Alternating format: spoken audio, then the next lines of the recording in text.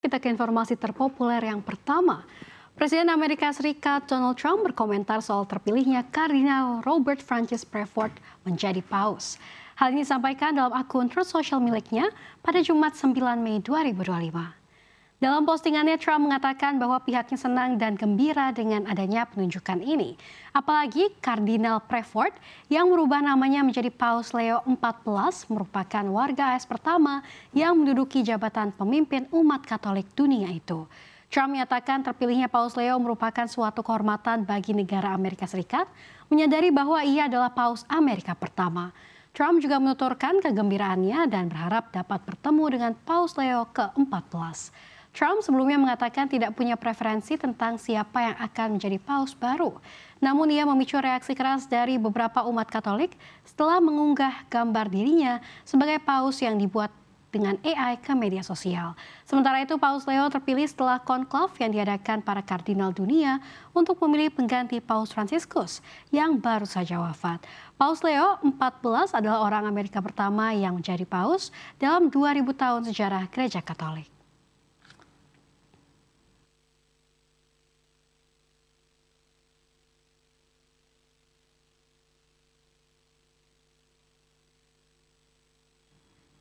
Presiden Amerika Serikat Donald Trump mengatakan bahwa tarif 10% akan menjadi batas bawah untuk tarifnya atas impor dari negara lain yang mencari perjanjian perdagangan dengan Washington.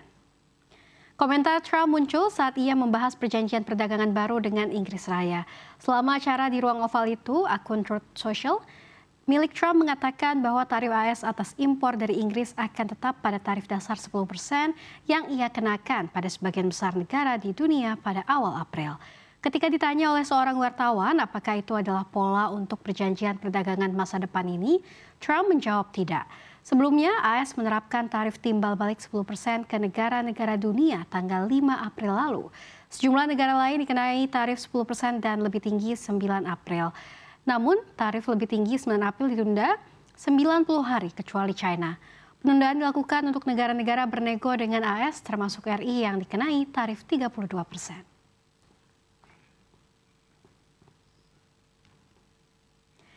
Beralih ke berita dalam negeri, pemerintah Provinsi DKI Jakarta resmi membuka rumah susun atau Rusun Jagakarsa Jakarta Selatan dengan harga sewa unit mulai dari Rp865.000 per bulan.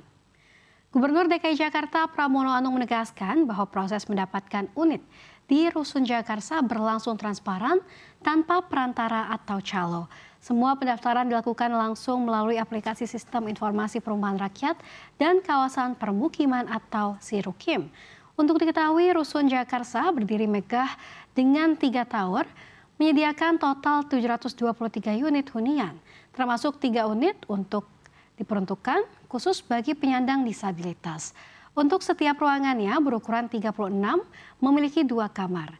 Tak hanya tempat tinggal, rusun ini juga dilengkapi fasilitas seperti stand usaha, sarana olahraga, taman bermain, klinik kesehatan, coworking space, ruang duka, daycare, PAUD, masjid hingga perpustakaan.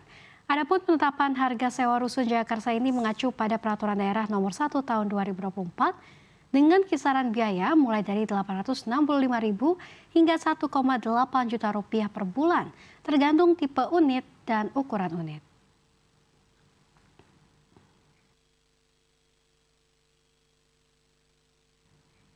Ya pemirsa, LRT Jabodetabek atau Jabodebek akan beroperasi dengan skema tarif khusus selama libur panjang Waisak pekan depan. LRT Jabodebek akan melayani 1.080 perjalanan atau 270 perjalanan per hari dengan tarif perjalanan mulai dari Rp5.000 hingga maksimal Rp10.000.